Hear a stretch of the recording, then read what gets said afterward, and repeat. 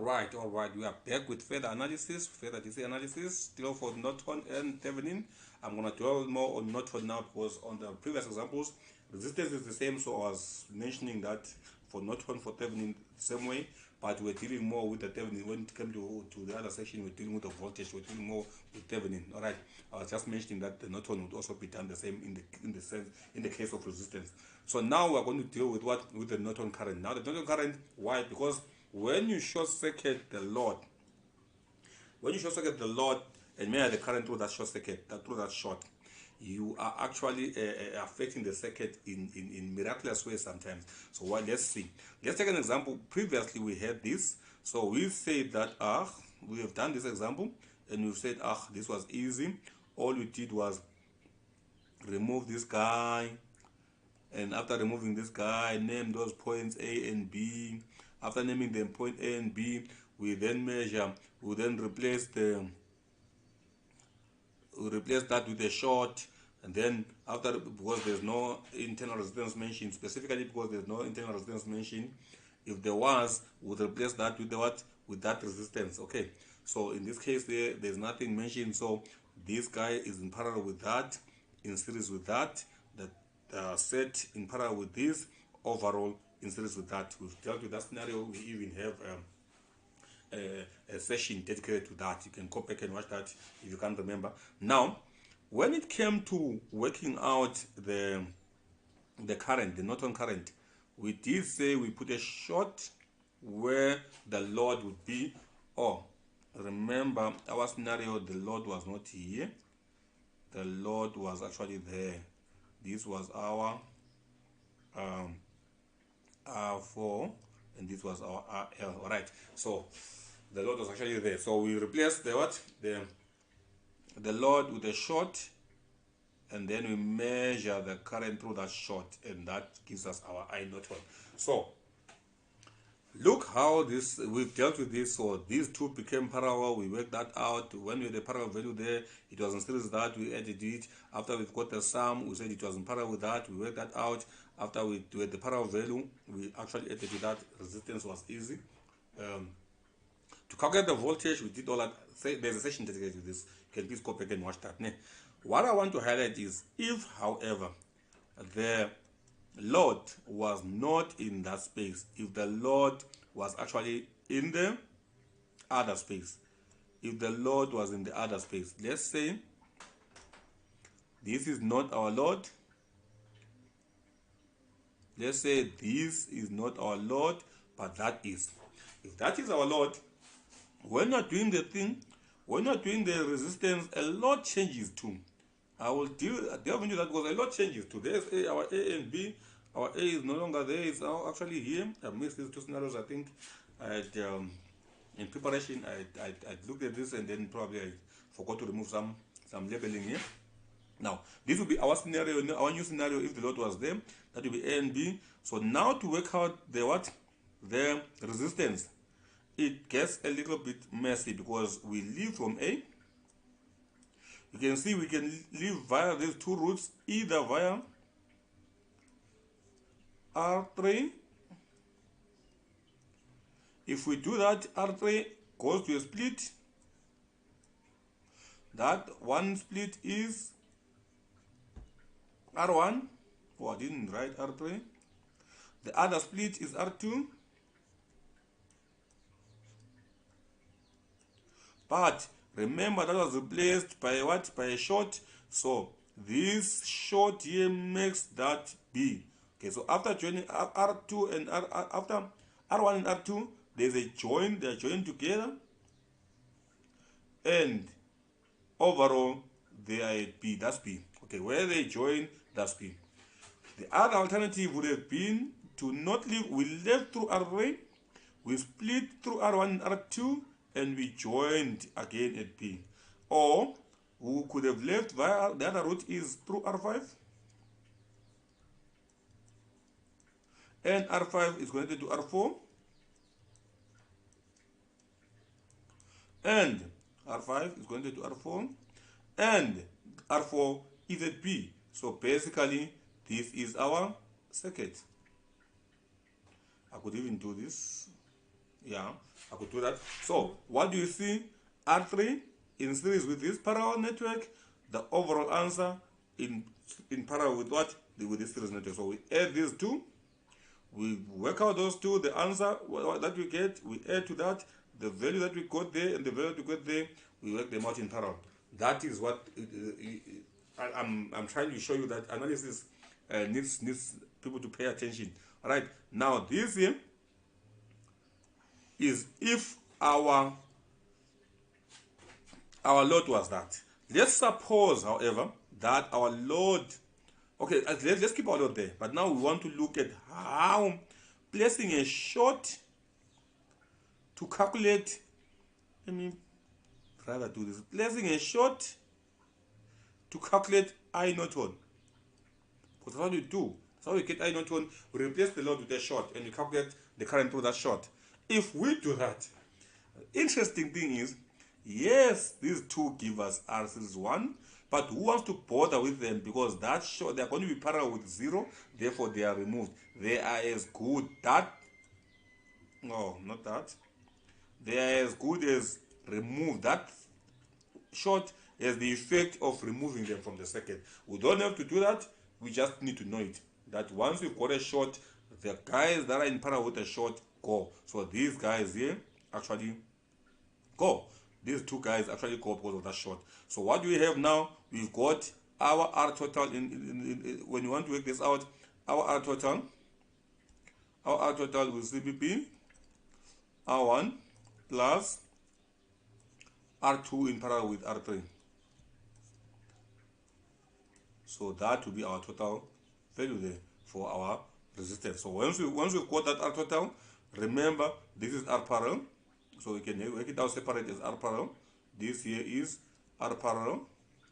Let's call it R parallel 1. So once we got R parallel 1, when you want the what call this, the voltage, remember we want the current here. So for me to get the current here, I can get IT. IT is simply what? V supply over RT. Alright. Once I've got IT, I can now say current divider to get that current. The Norton current, I Norton, is simply equal to I R3. Current through the R3 reserve, because that comes together. Alright. So the I Norton is actually I R3. So I could simply say R2, the rejection from that, R2 over R2 plus R3. Okay, that these two, R2 and R3. I said R2 and R2. R2 and R3. We want this current, so we use that resistor. That is what the current divider says. Okay? So now we are going to say R2 for this current, which is our Norton current. We are going to say R2 over R2 by I3 times that IT that we work there. Okay, simple and straightforward. That is, but what I wanted to highlight here is the effect of how this wire changes the circuit. That is very, very important to get right. If you don't get that right and you start thinking that these are still part of the resistance, you are gonna go on a serious tangent. Okay, we'll probably find you at Mars when Elon Musk decides to take us to Mars. We'll probably find you there. It lost already. lost through circuit analysis. Now, if we could have done this, that's one alternative, but someone else would have decided, okay, once I've got I don't have the proper rubber. Once I've got once I've worked this out, I've got parallel network. I've got that one. I can work out with what? Then I can rather decide to work out V parallel. That is another alternative. This is or what we did last, or work out V parallel, which will be the parallel net voltage, that RP1 there, over what call this, the total R total, which is that times V supply. And once you have the value there, that value V parallel, you then say I Norton is still I R3, is the current through R3, is in the same path as R3. Okay, now therefore that will be V parallel divide, because V parallel is the voltage across R2, is also the voltage across R3. So for that current there, we use that voltage and that current, So then that resistance, so we'll have to say V parallel over R3. That was an alternative way. So I don't know which one you think is easier between the two. For me, the last one is actually straightforward.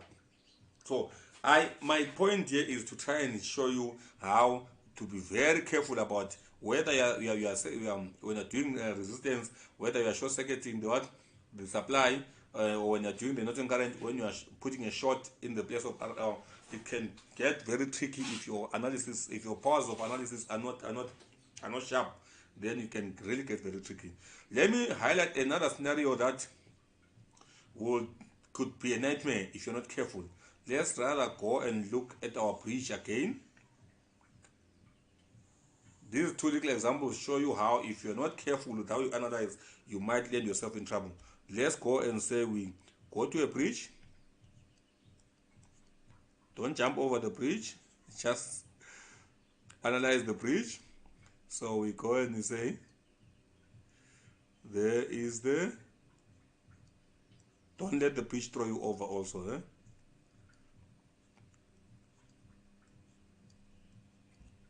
Now,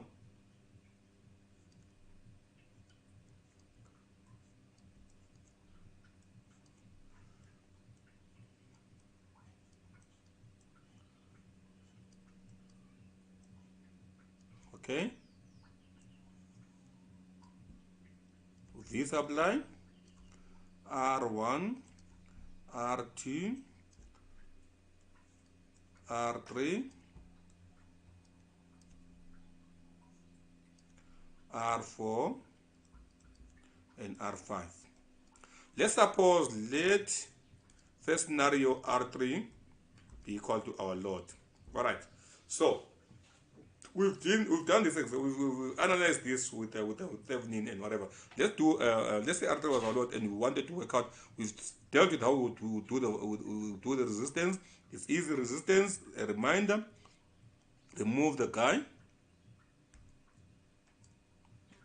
Remove the guy.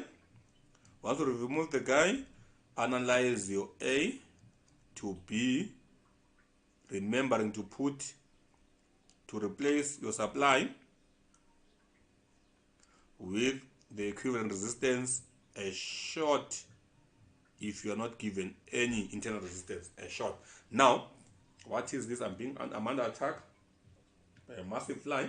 So now, if you then look at this, we've looked at this, we've said you can go through R, you can start there at A, and you can then decide to, I'm really getting attacked here, at A, and you can go through, why is this attack here? Now you can go through R1 and R4. Now A, R1, R4, then they join together via VS. We've done this before, just a reminder. And then they split again, goes from VS, you can either go through R2 or R5. VS, you can go through R2 or R5. I'm not really keen on having to do this because I've dedicated an entire class to this. So I would really prefer that people would go and because we'll be wasting other people's time. All right, I would really prefer that people go and and revisit such classes. But a quick reminder, and I won't be doing this again because it will can really make our videos unnecessarily long. And remember, the more you talk, the more people get bored actually. So if you like the sound of your voice too much, people will end up losing interest. All right, so now we've remember this scenario. So this is two in parallel, in series with those two in parallel as well. That was straightforward. That was when you're doing what? When you're doing the, even for not one, when you're doing the resistance, that's what you do. Now let's come to our class today. Our class today is more on the effect of the short circuit. If I remove R3 and I place a short in the place of R3 there, I place a short. Let me first remove R3. Okay, I've got the right one. Let me first remove R3. In the place of R3, what do? I place a short. And I work out the Norton current on the short. That's what we do. All right. So what does this do? Remember, we replace our supply as well. So our supply goes back, and our supply VS is right back. Now, with VS there, you now have a scenario that is like so. You have your positive line, you have your negative line. Positive, just a reminder, negative, I don't know how to do this, I'm just trying to explain here. Now you have R1 coming down, and you've got R2 coming from the same line. So this is R1, this is R2, right? The 2, R1 comes through A and goes to R4 and continues to the negative. Alright, and then that one comes through B and then goes through R5 and this A and this B are replaced, and you want that what? The current there. Alright, so how then would we work out this current? What effect does this wire have? Let's see. We have V supply here. What then happens is that, as you can see, these two are parallel. So we've got a scenario where we've got that is joined on top, and it's what is parallel. So you've got a scenario where you've got R parallel 1 is equal to R1 by R2 over R1 plus R2. That's our first parallel. These two are also parallel. So you've got R parallel 2, which is equal to R4 and R5. Okay, so what happens here now is that what? You've got those two parallel scenarios from that wire. This is important to analyze this. Now, when you've got that, what do I want? Obviously, I'll want the voltage through this parallel network and the voltage through that parallel network. Let me call this V parallel 1. Let me call this V parallel 2. The V parallel 1 is across R1, is the same voltage as that is across R2. V parallel 2 is the voltage across R4, it is the same voltage across R5. Why is this important? This assists me with the current here. Let me call it I5. Let me call this I4. I'm just using the value of the what? The number of the resistor. Let's call this I4. We'll call that I1. We'll call this I2. So it gives me those values there. All right. So now, if we then say, what is V power 1? V power 1 is simply R power 1 over R total, because R parallel 1 over, if we can't say any one of these, this is R parallel 2, we must add R parallel 1 and R parallel 2, which is our total R parallel 1 plus R parallel 2. Okay, this is our total. Okay, that times the supply. That will give us what? That V parallel 1. Okay, all right. V parallel 2, there are two ways of getting V parallel 2. You can say the one way, 1. You can say, what call this? You can say V supply minus V parallel 1, or you can do the same and say R parallel 2 or 2, or that will be R parallel 2 over R total, R parallel 1 plus R parallel 2 times V supply. So you can use either one. Okay, you can subtract what you get here, or you can do the other one. All right. Once you've got once you've got the voltages, you can use those voltages to calculate. Let me say I want the current through here. I will say I1, okay, is simply V parallel 1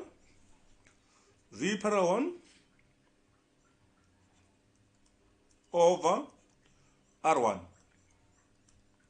If I wanted to use I2, I I'll say I2, if I wanted to use that side, I'll say I2 is equal to V parallel 1, the top part, over R2. For I4, I'll say is V parallel 2, this voltage for this 2, over R4. For I5, I would say, so I'm giving all the different scenarios, V parallel 2 over R5.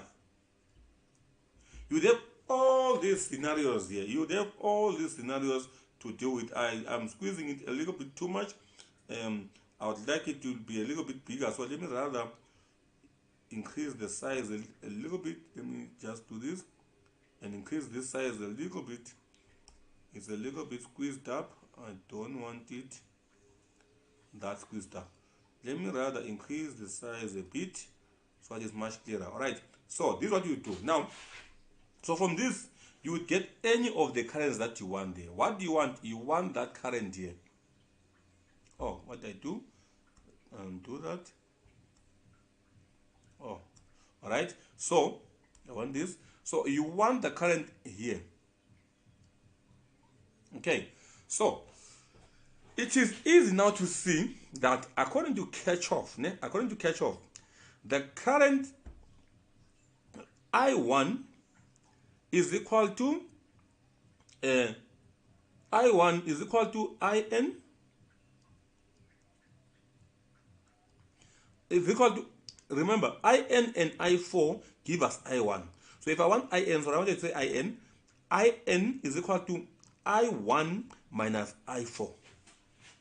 Okay, it is easy to, but once we've got values will give you an idea of what's going on. If, for instance, you have a small current here, the values will tell you, because we have to be clever here. If this current here is smaller than that current there, it means that the difference current went there. Okay. Oh, sorry. If this current here, I'm wrong here. I'm wrong actually. If this current here is bigger than that current there, it means you have a different current that went there. Okay, does that make sense? Because if what happened to the current? If the current is big here and is small here, it means that difference went there. However, if in your calculation this current there is smaller than that current there, okay, it means you must subtract. It means you must subtract I1 from I4. Why? Some current must have come in to make this higher. So now again, your Kirchhoff must come into play. You have a scenario here of either I1 is greater than I4. Okay, if your I1 is greater than I4, okay, it means that IN, if I1 is greater than I4, it means IN